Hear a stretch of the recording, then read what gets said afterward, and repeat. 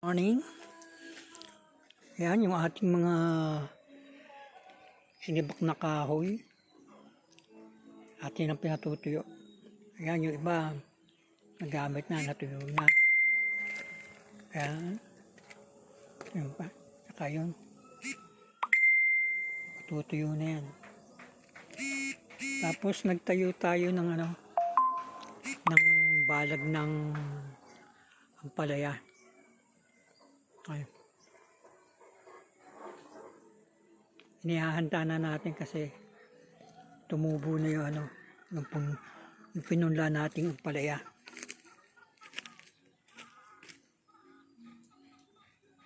Ayan o. May tatlo ng sumibol.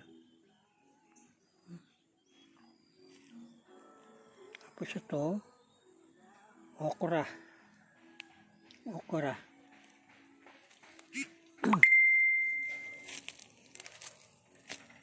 6 yung puno ng okra. At tinanim natin. Ayan. Ito pa yung isa. Tapos ito yung ating setaw. 6 na piraso rin. Ayan. Yan sa dulo. Tapos yan, yung February 17 na itinanim nating dragon fruit at malunggay. Ito yung nauna. Magdadalawang buwan na siya. Mahaba na yung kanyang usbong.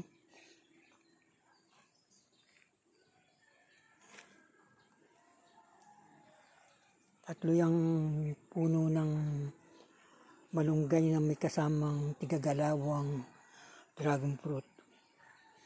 Mga tumubo na yung mga malunggay. Ito malago na. Ito malago-lago na rin yung kanyang tubo. Tapos yan yung ating ginawang balag. Ayan. May nagbigay sa atin itong tali. Kaya ang ginawa kong balag para pakinabangan. Yan. Okay. Right.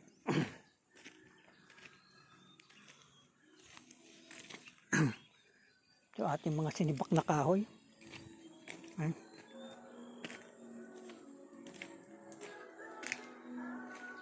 Tapos nagsasaing tayo. Painin na yung sinaing niya.